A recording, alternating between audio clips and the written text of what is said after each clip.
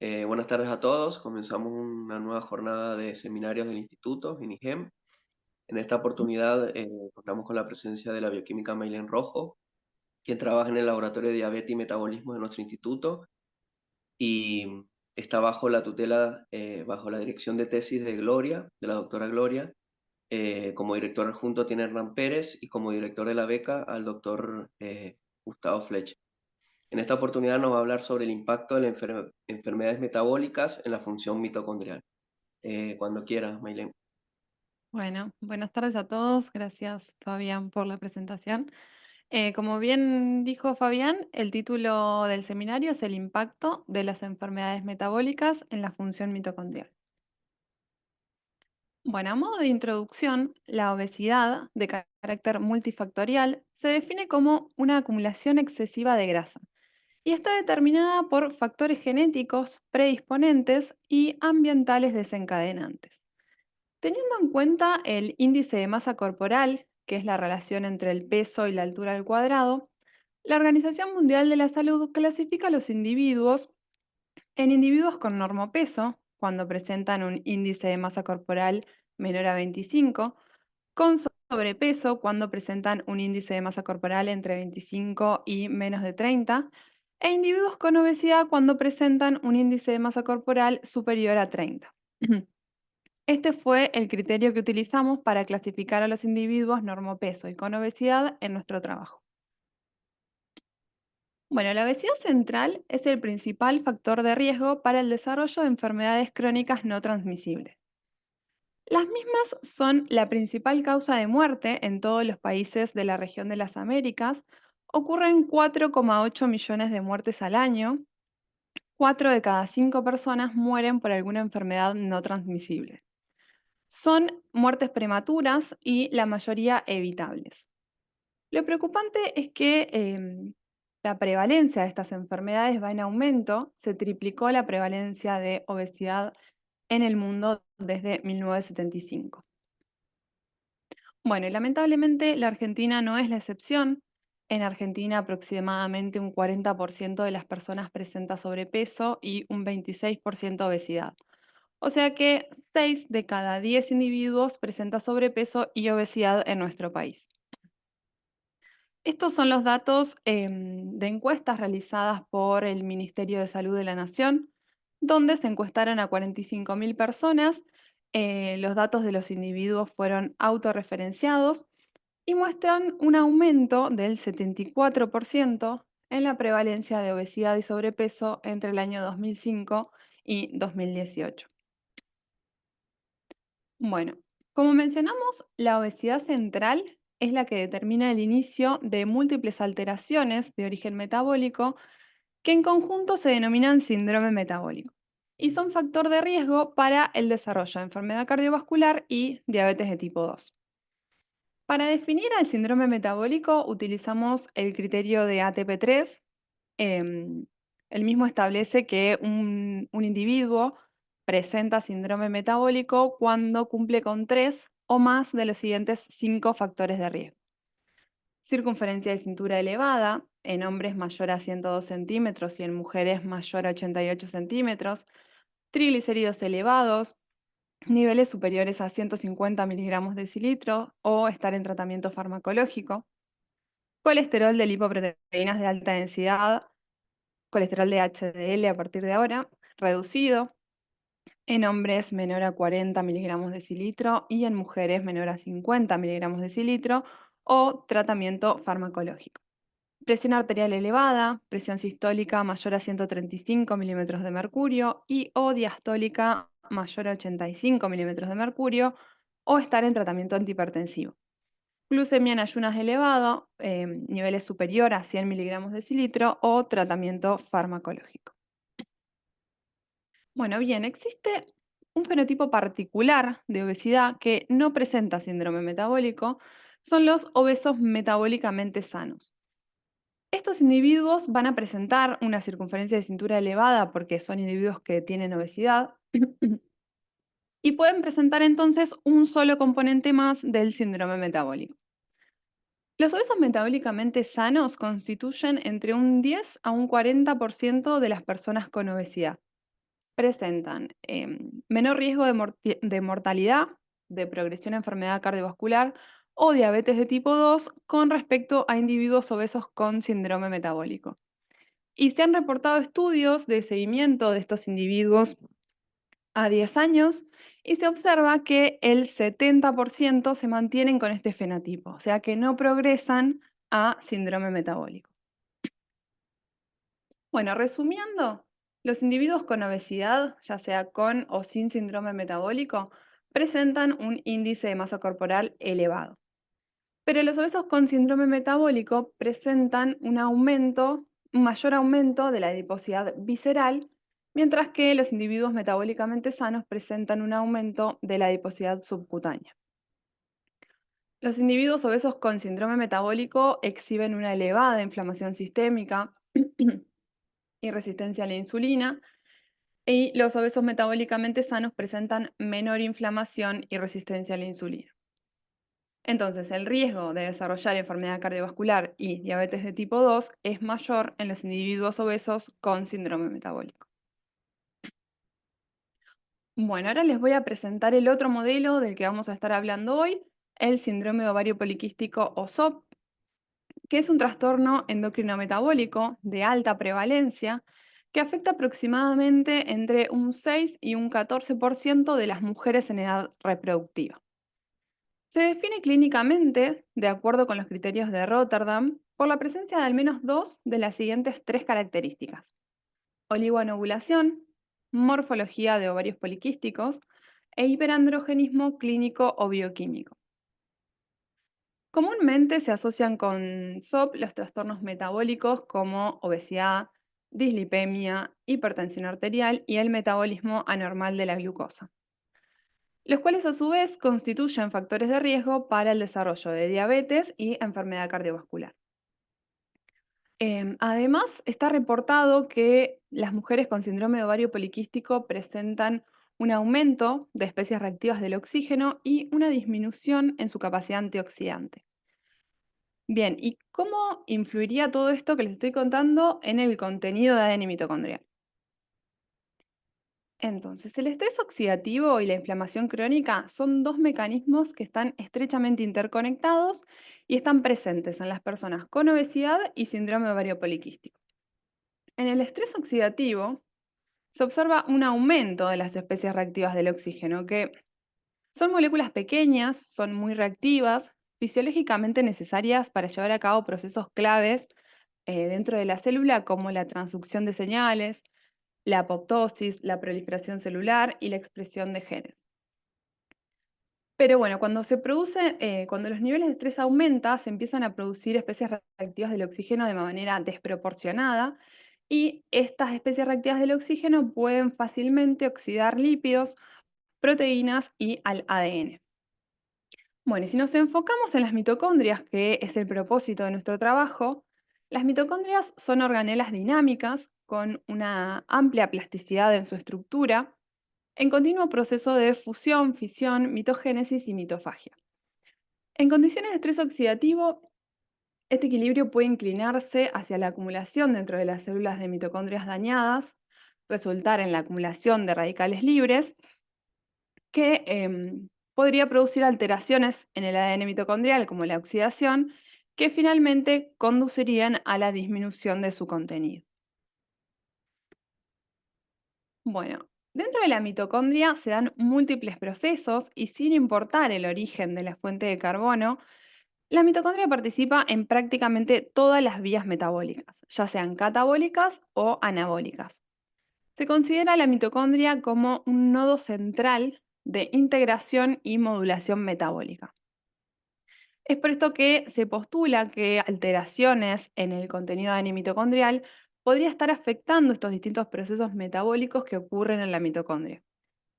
Además, la mitocondria podría ubicarse como la posible responsable de conferir la mayor resistencia al desarrollo de las complicaciones del síndrome metabólico que presentarían los individuos obesos metabólicamente sanos.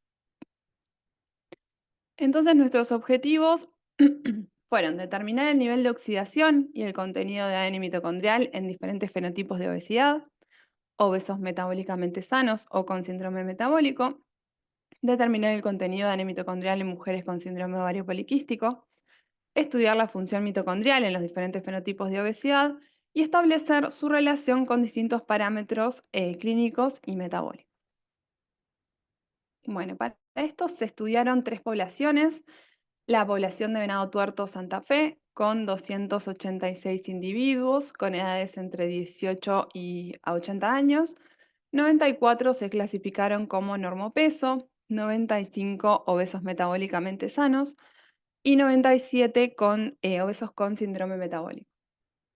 En el segundo grupo tenemos a las mujeres con SOP, tenemos a 138 mujeres con edades entre 16 y 46 años, 75 mujeres con síndrome ovario poliquístico, que son mujeres no relacionadas que asistieron al Hospital Durán, a la división endocrina, y las mujeres control incluyeron a 55 mujeres reclutadas en el Departamento de Hemoterapia del Hospital de Clínicas José de San Martín. Bueno, finalmente la última población analizada consiste en 170 individuos con edades entre 30 y 60 años, de los cuales 28 se clasificaron como normopeso, 70 obesos metabólicamente sanos y 72 obesos con síndrome metabólico. Este es un reclutamiento que se está llevando a cabo actualmente en el Hospital de Clínicas. Como pueden ver, tenemos pocos individuos con normopeso, así que quien presente un índice de masa corporal menor a 25, tenga entre 30 y 60 años y quiera colaborar con nosotros, va a ser más que bienvenido. Bueno, entonces dijimos que uno de los objetivos que teníamos era determinar el nivel de oxidación del ADN mitocondrial. ¿Cómo lo vamos a determinar? Primero necesitamos aislar el ADN, para eso usamos leucocitos de sangre periférica y los aislamos mediante la técnica de STAB. Una vez que obtenemos este ADN, vamos a determinar los niveles de oxidación. En la célula existen mecanismos de protección frente a la oxidación y las lesiones oxidativas se reparan por la vía Ver o reparación por escisión de bases. Una de las enzimas implicadas en esta vía es la enzima OGG1, que detecta y escinde a las guaninas oxidadas.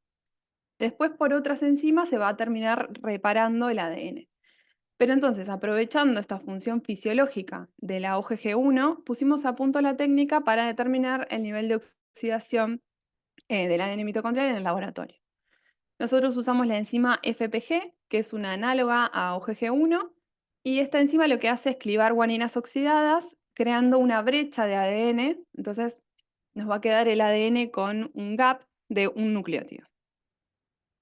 Cuando hacemos la PCR en tiempo real, se va a producir un retardo en el CT al comparar con la misma muestra no tratada. Dicho retardo en la amplificación se va a considerar directamente proporcional al nivel de oxidación.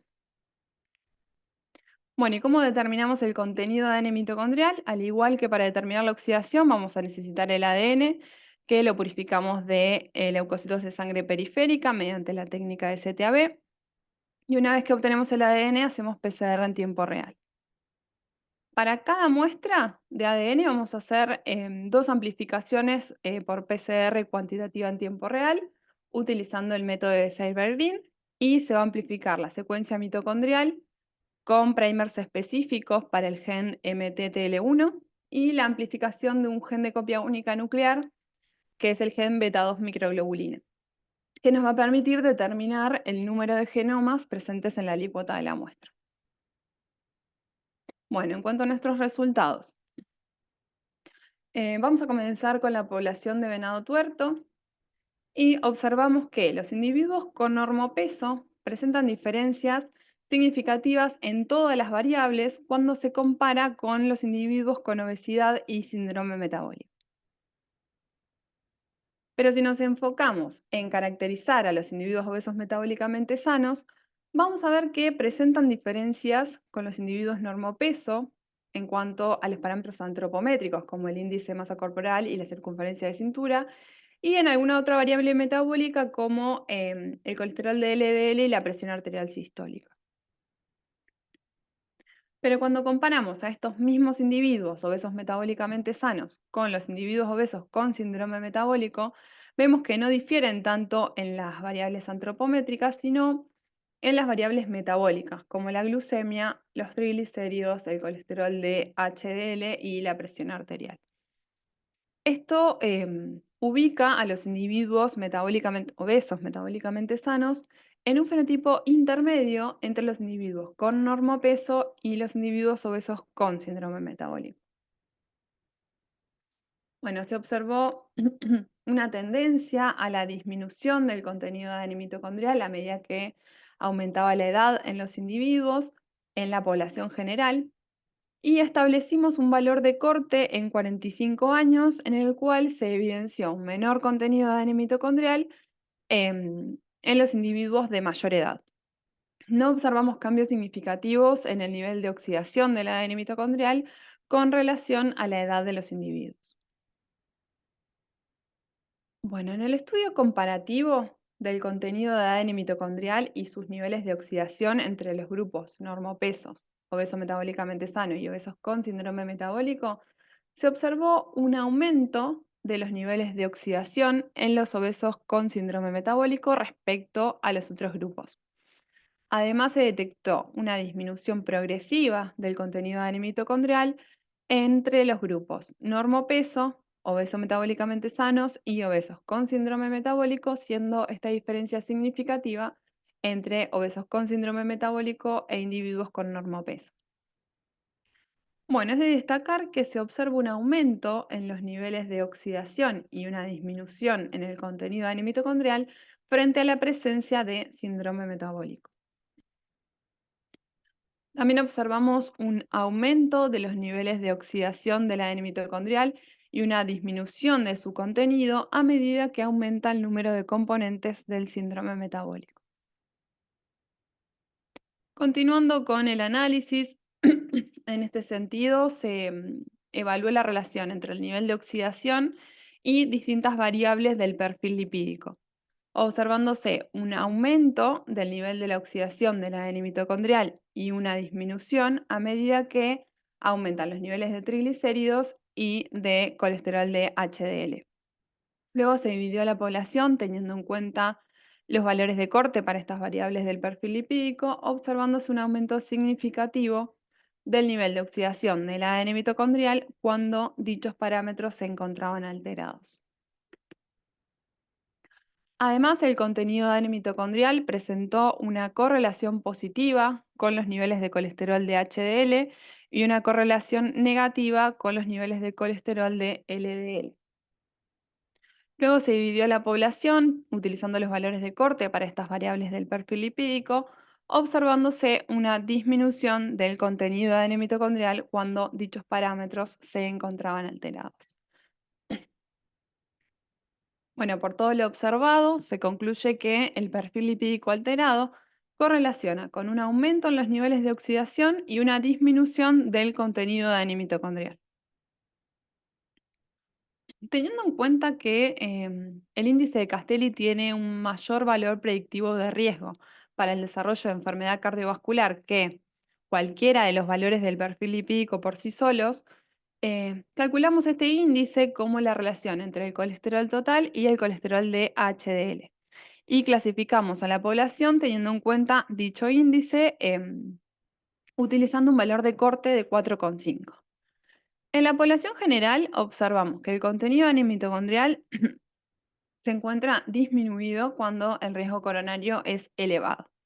Si nos enfocamos en los individuos con obesidad, vemos que siguen presentando menor contenido de ADN mitocondrial cuando el índice supera el valor de corte. Además, observamos que los obesos metabólicamente sanos presentan un índice de Castelli significativamente menor que los individuos con obesidad y síndrome metabólico. Los individuos obesos metabólicamente sanos presentan menor riesgo cardiovascular. Bueno, otro índice que nos resultó interesante analizar, también teniendo en cuenta variables del perfil lipídico, es el índice triglicéridos sobre colesterol de HDL, que se utiliza como un marcador de insulinoresistencia dada su alta sensibilidad y especificidad. Observamos que el contenido de ADN mitocondrial se encuentra significativamente disminuido cuando este índice supera el valor de corte. Bueno, este resultado es concordante con lo hallado en bibliografía, donde se reporta que una reducción del contenido de ADN mitocondrial en sangre periférica precede al desarrollo de diabetes de tipo 2. Nuevamente, si nos enfocamos en los individuos con obesidad, vemos que cuando el índice supera su valor de corte, los individuos siguen presentando menor contenido de ADN mitocondrial. Además, observamos que los individuos con obesidad metabólicamente sana presentan un índice significativamente menor que los individuos obesos con síndrome metabólico. Los individuos obesos metabólicamente sanos presentan menor resistencia a la insulina. También evaluamos cómo varía el nivel de oxidación teniendo en cuenta ambos índices. En la población general, observamos mayor oxidación cuando se supera el valor de corte, tanto para el índice de Castelli como para el índice de triglicéridos sobre HDL.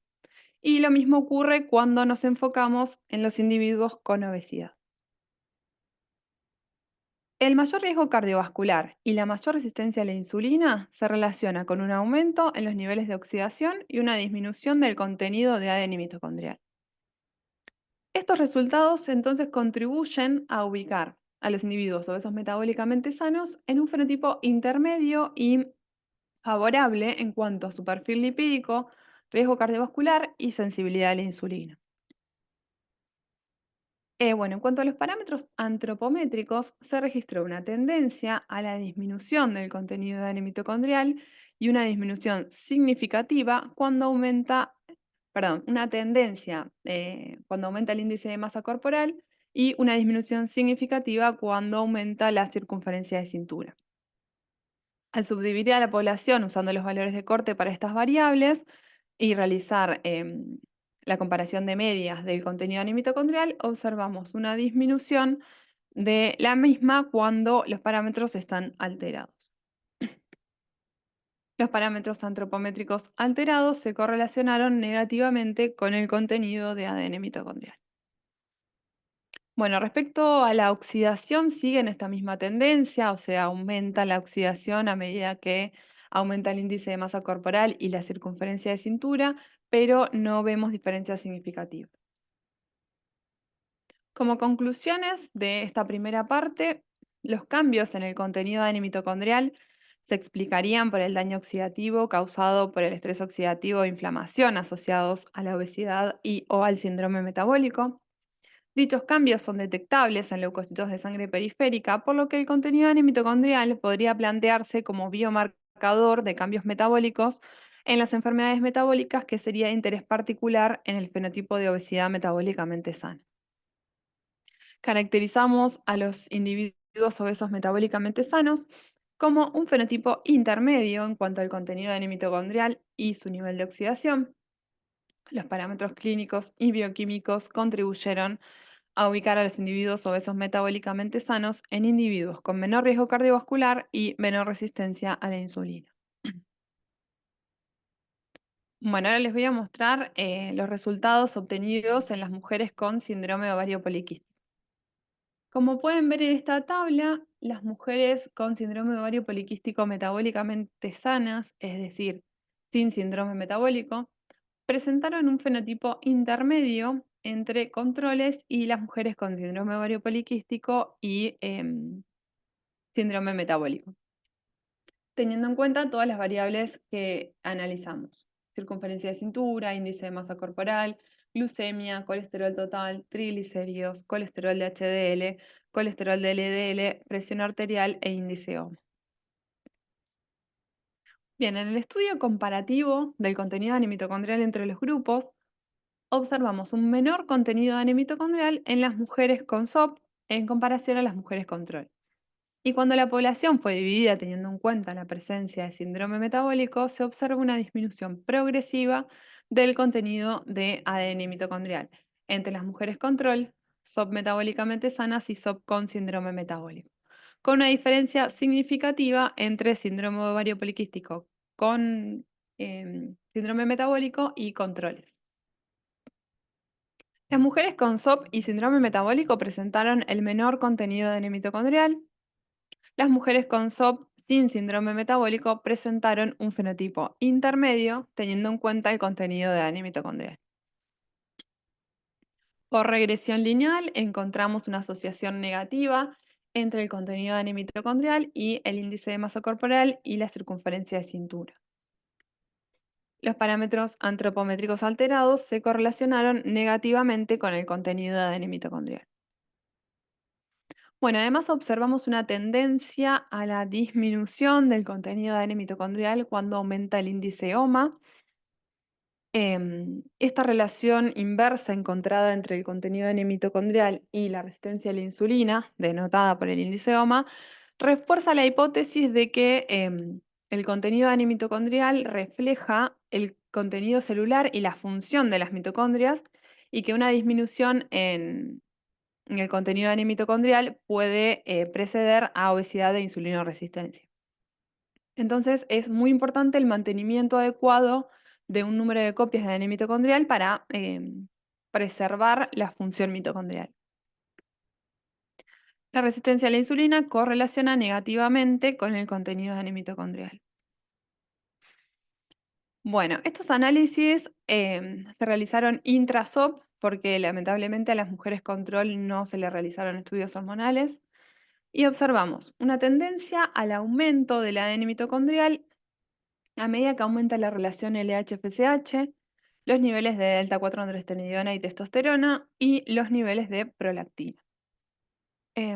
Estos resultados sugieren que la condición de hiperandrogenismo y el aumento de LH pueden intentar compensar este efecto nocivo de las anomalías metabólicas como la obesidad en el contenido de mitocondrial de las mujeres con síndrome de ovario poliquístico, aunque parecerían no ser suficientes para compensar esta disminución que podemos ver en el ADN mitocondrial frente a la presencia de SOP cuando las comparamos con las mujeres control. El aumento en los parámetros hormonales correlacionó positivamente con el contenido de ADN mitocondrial. Bueno, como conclusiones, SOP metabólicamente sanas fue definida como un fenotipo intermedio entre controles y SOP con síndrome metabólico, cuando el contenido de ADN mitocondrial y las variables metabólicas fueron estudiadas. El estrés oxidativo asociado a SOP y al síndrome metabólico puede causar daño en el ADN, proteínas y lípidos. Los parámetros hormonales podrían ejercer un rol protector en el contenido de ADN mitocondrial en mujeres con SOP. Bueno, los resultados anteriores nos estaban indicando que el contenido de ADN mitocondrial podía reflejar la función de las mitocondrias.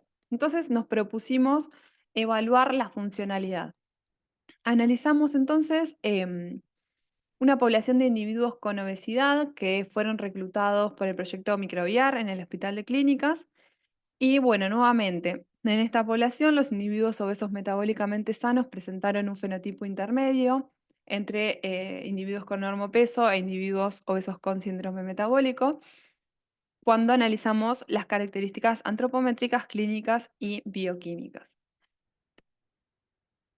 Es importante destacar que también presentaron un fenotipo intermedio estos individuos obesos metabólicamente sanos, teniendo en cuenta la inflamación medida por la proteína C reactiva ultrasensible y la resistencia a la insulina medida por el índice OMA.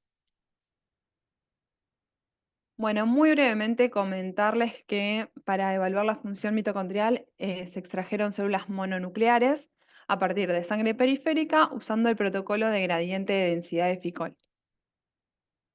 Con estas células mononucleares, para evaluar la masa mitocondrial por citometría de flujo, usamos la sonda MitoTracker Green, que difunde a través de la membrana plasmática y se acumulan las mitocondrias activas. Observamos una disminución de la masa mitocondrial frente a la presencia de obesidad. No observamos diferencias significativas entre ambos fenotipos de obesidad. Bueno, ahora sí, para evaluar la función mitocondrial, nos propusimos evaluar el potencial de membrana utilizando la sonda Diox 6. Bueno, en la cadena de transporte de electrones se bombean protones hacia el espacio intermembrana que generan un potencial de membrana, que es muy importante para la función mitocondrial. O sea, una disminución del potencial de membrana es una alarma para que la mitocondria sea degradada por mitofagia. Nosotros esperábamos que en los individuos obesos, sobre todo en los individuos obesos con síndrome metabólico, el potencial de membrana se encuentre disminuido, pero no observamos diferencias significativas entre los grupos.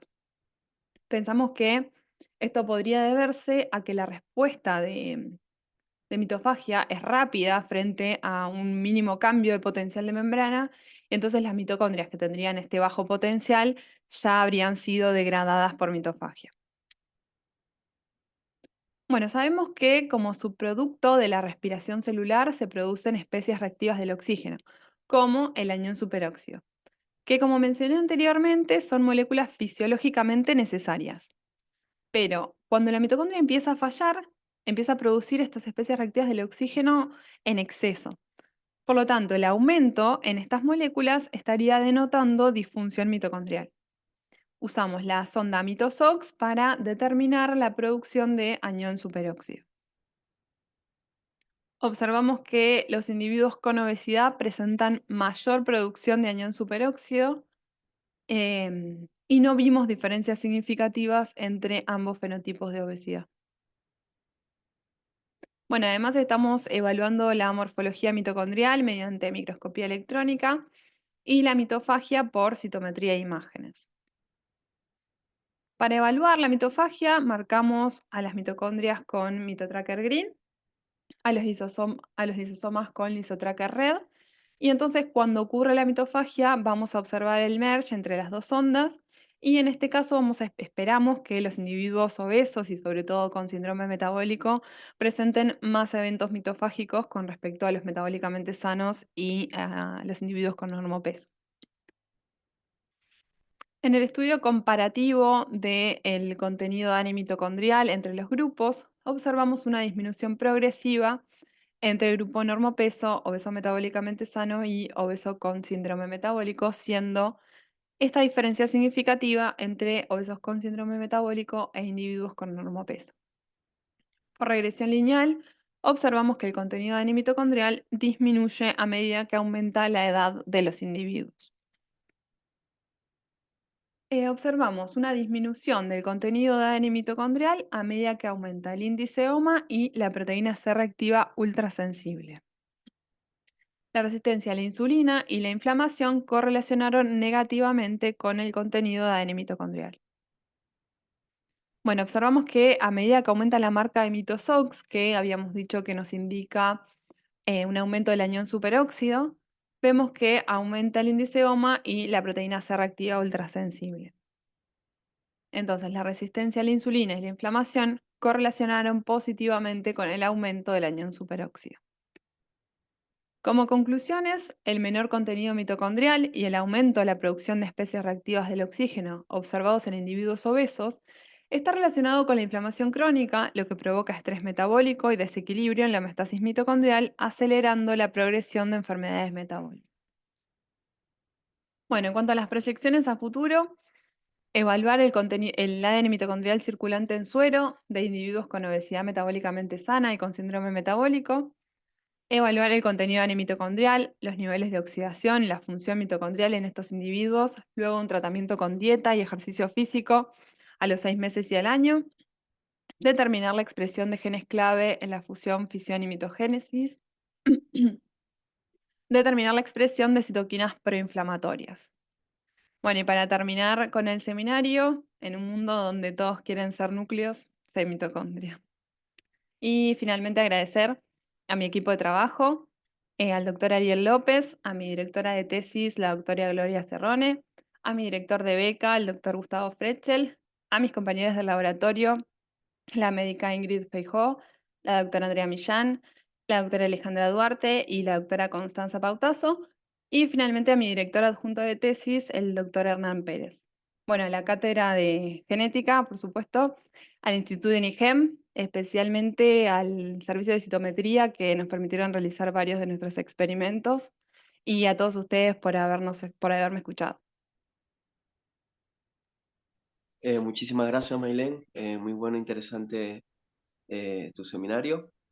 Eh, Ahora, como de costumbre, vamos a iniciar Preguntas. el ciclo de preguntas. Quien tenga alguna pregunta puede eh, colocar un mensaje en el chat y bueno, le damos la palabra. A ver, No, ahí sí, escribe Eloísa. no hay pregunta. Eloísa, hola, ¿cómo estás? Cuando quieras, puedes hacer la pregunta. Hola, Mailén, qué lindo. Hola, Bueno, te felicito. gracias. Yo no me acuerdo en los grupos tuyos, los de los obesos con sanos. ¿Eran más jóvenes que los obesos con síndrome metabólico? Porque también la edad acentúa este problema, ¿no? Y quería ver eso, Eh, cómo era esto con si había diferencia Bueno, de edad entre esos dos grupos. justamente lo que intentamos es que no, o sea, en la población de venado tuerto no hay diferencias entre los grupos. En síndrome ovario poliquístico sí, entonces ahí hicimos los análisis estadísticos, los corregimos por edad cuando los hacemos. Claro, Entonces la ahí del como síndrome que de nos ovario independiza. poliquístico sí me fijé la edad y no vi diferencia por ahí porque lo hiciste a propósito, o sea, había 25 y 28 años, una cosa así, pero en el del No, o otro sea, no. hay diferencias entre los grupos. O sea, son entre 16 y 46 años las mujeres, pero presentan diferencias significativas entre los grupos de controles y las mujeres con síndrome ovario poliquístico. En los otros no hay diferencias entre los obesos metabólicamente sanos y con síndrome metabólico. Si las Ah, hubiera, tendríamos que corregir todos los análisis por edad. entonces uno puede aspirar a ser un obeso hasta grande, sano, toda la vida. Sí, Y en sí. eso, bueno, no lo mostraron acá, pero ustedes también habían hecho análisis de la microbiota, ¿no? Puede ser que sea un factor, que esta gente tenga algunas bacterias benéficas que los ayuden a llevar su condición sanamente. Sí, justamente, bueno, las chicas están evaluando la microbiota también en estos mismos pacientes de este proyecto microbiar. Así que, bueno, Ah, todavía supongo que será el seminario de Andre la próxima. buenísimo. Yo si querés te doy para los controles sanos, de no, peso, no Sí, sé por cómo está, favor, por ahí, necesitamos. a ver mi Sí, mitocondria. que hay muy poquitos. Buenísimo. Ahora hay un mensaje en el chat de Ariel, Rosy y Soledad, que tienen una pregunta. Si quieren, pueden hacerlo. Bueno, Dejen de gracias, traer Maylene. pacientes al citómetro. Eh, ¿Cómo andas? ¿Cómo andás? Muy bien, te felicito por tu presentación. Gracias. A ver, vamos a empezar por, creo que la pregunta más general. Vos nombraste el concepto de inflamación sistémica.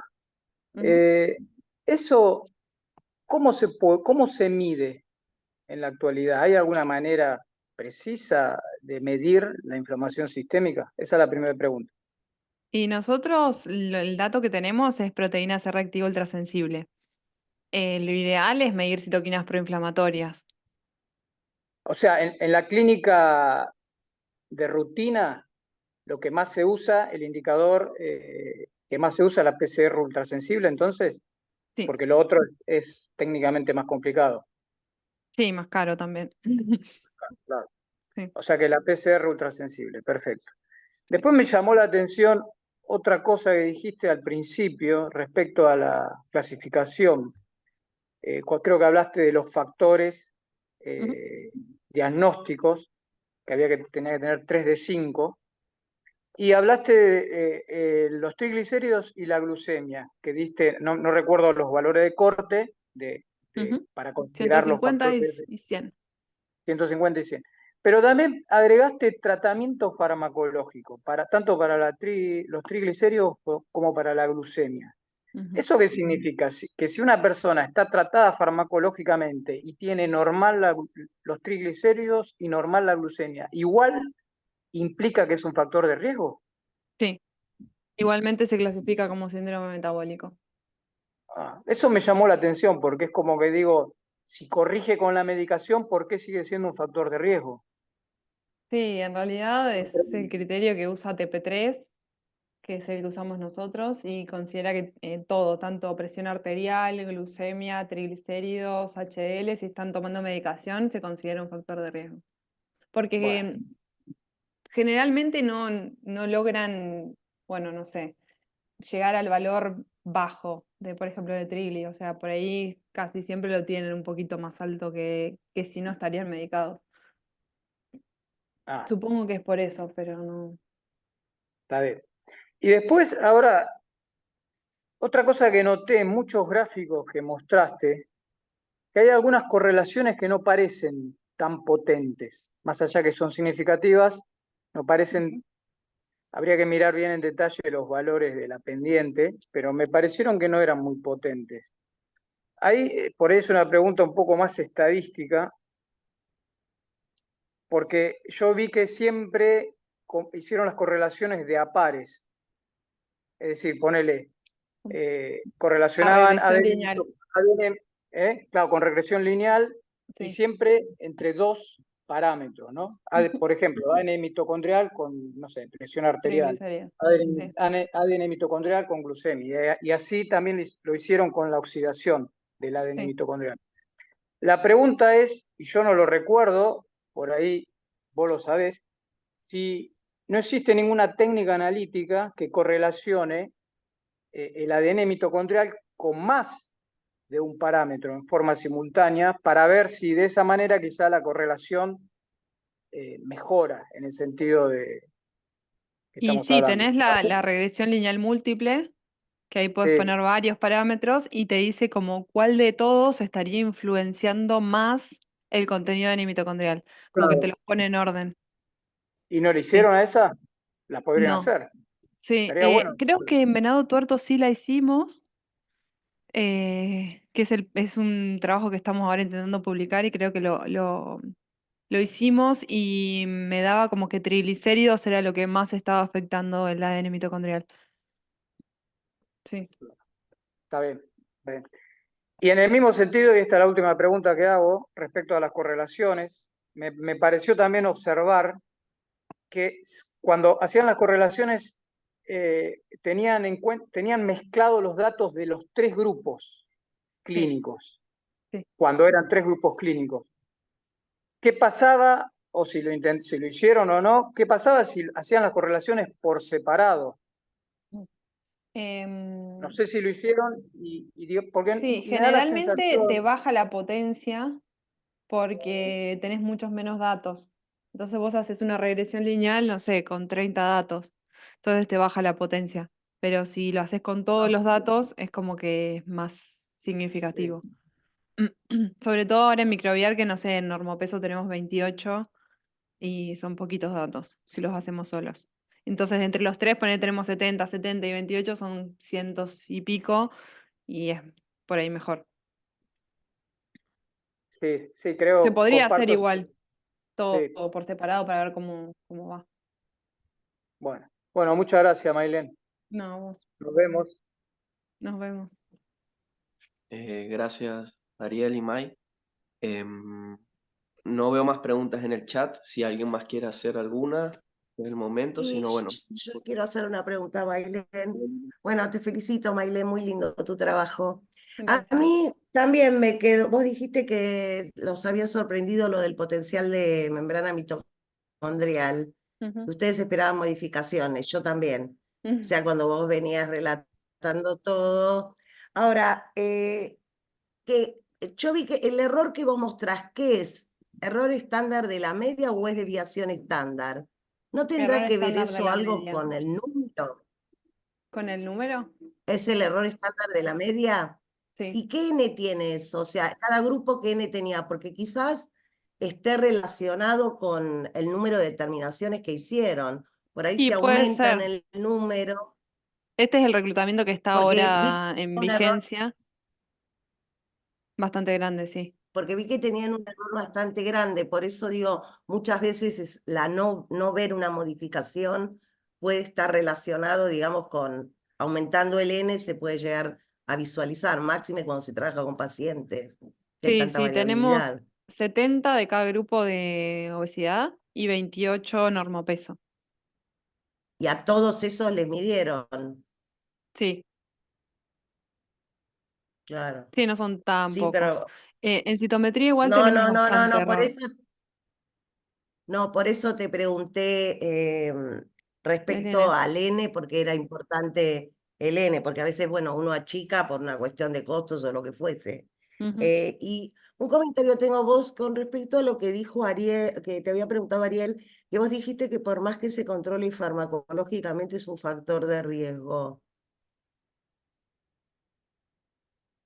O sea, porque, ¿Lo puedo digamos, contestar no yo sé eso desde el aparte punto que de es más vista de, clínica? Sí, obvio. perdón, Gustavo, Si la puedo contestar yo eso No te escuché. si puedo contestar Yo yo porque a hacía esa un, pregunta, que es más clínica, que es más sí, claro, porque yo, digamos, no sé en cuanto a manejo de triglicéridos o lípidos, cómo se maneja eso. Pero, por ejemplo, a nivel de hipertensión arterial, una persona que está medicada con su presión dentro de los rangos normales, ya el número de eventos cardiovasculares que puede desarrollar es significativamente mucho menor que una persona que no está tratada. Lo mismo que daño en órgano blanco y eso se lo considera, por supuesto, tiene que seguir controlándosela. Por eso me llamó mucho la atención. No sé si eso es solo aplicable a la parte metabólica o qué. No, lo que pasa es que este diagnóstico de presencia de síndrome metabólico, si bien en su conjunto es un factor de riesgo cardiovascular, las diferentes variables que integran el conjunto de las alteraciones metabólicas no están incorporadas de acuerdo al riesgo cardiovascular mayor o menor, sino que se incluyen como diagnóstico de un conjunto de alteraciones metabólicas que están agrupadas en este síndrome con mayor frecuencia de lo que uno esperaría entre sí. Entonces, no es un factor de riesgo, no es que si tienen más presión tienen más riesgo, si tienen más nivel de Ya entendí. triglicéridos, sino que se los identifica como con o sin síndrome metabólico. El síndrome metabólico en su conjunto con el diagnóstico de síndrome metabólico no está puesto con este diagnóstico para determinar riesgo cardiovascular. Si bien tiene mayor riesgo cardiovascular, por supuesto, pero Sí, cuando esos parámetros, esas medidas están normales, el riesgo cardiovascular baja, pero lo que se pretende con este diagnóstico es identificar al individuo que tiene o no tiene síndrome metabólico. Por eso, o tiene el nivel alto de triglicéridos por encima del valor de corte, o está en tratamiento para la ok, presión. Si es diabético también, no importa que tenga hiperglucemia. Es diabético, ya es un punto a favor de los tres que se necesitan para el síndrome metabólico. No sé perfecto, si... Gustavo. si Sí, va- sí, sí, sí. Entiendo en el contexto que vos planteás que de lo de factor de riesgo Claro, no en está este contexto. considerado como factor de riesgo en su conjunto, sino No, no, como un ya lo entendí, diagnóstico sí, de una de la patología, patología. de variables que se agrupan en esta enfermedad con mayor frecuencia de la que uno esperaría por el azar. Clarísimo. Gracias, Gustavo. Gracias, Mailén. No, nada. Bueno, justo Eloísa tiene otra pregunta. Sí, yo me perdí, Mailén, no te quise preguntar antes porque en la introducción, no sé, se nos cortó acá internet, no sé si lo Ah, dijiste. Primero es si esto es normal que, o sea, estudiado en otras condiciones inflamatorias por infecciones crónicas, no sé, esto de que baje la cantidad de ADN mitocondrial, esa es una, porque entiendo que con eso lo relacionás, ¿no? Con el síndrome inflamatorio que tienen los obesos. Eh, y lo otro era más que nada una sugerencia. Yo la verdad que no me esperaría que vieran en las mitocondrias así en reposo, sacadas de la gente, que puedan detectar diferencias, me parece medio utópico. Para mí habría que estimular de alguna manera las células y ahí ver una diferencia en el potencial en todo caso. pero si no, seguro que lo perdés. O sea, tenés que in situ, para mí, alterarlas de alguna manera a todas iguales y ahí ver cambios. Tal cual. Esa sería mi sugerencia, no sé. Ok, No perfecto. sé, pues nosotros, por ejemplo, para medir citoquinas hacemos eso. Nosotros no medimos las citoquinas cuando las sacamos, porque además los estados en que la persona, o sea, eso es un momento en que le sacaste las células y las células después están afuera y ya hacen su propia, ya se perdió ese momento. Entonces, me parece que la idea para detectar es una perturbación, una estimulación después, y ahí sí observar diferencias, dependiendo del estado, no sé, una sugerencia, nada. Claro, Pero sí, esto del bueno, ADN mitocondrial sí me interesa con el estado de inflamación en otros contextos inflamatorios. Bueno, en realidad en la obesidad, que es una inflamación crónica, los leucocitos se diferencian a un fenotipo proinflamatorio y lo que pasa ahí es que ¿cómo se llama? La red mitocondrial se fisiona y aumenta la mitofagia. Entonces, por eso es que vemos menor contenido mitocondrial, menor contenido de ADN mitocondrial y además la disfunción mitocondrial. Entonces, Y eso es en mayores todos, niveles de especies reactivas. linfocitos y macrófagos, porque vos también estás como analizando todos los leucocitos y también quizás si vos los separaras los detectarías, quizás lo otro que pensé, no sé. Sí, bueno, eso no sabemos, estaría bueno separarlos. Lo que pasa es que no tenemos anticuerpos como para verlos en el citómetro, las poblaciones separadas, eso estaría buenísimo. Ay, Vemos bueno, pero eso podés monocitos, pedir porque con un CD45 eso ya ves diferencia. Eso sí lo sí, podrías hacer quizás. sí, eso está bueno. Sí. Separamos linfocitos de monocitos en el citómetro, nada más.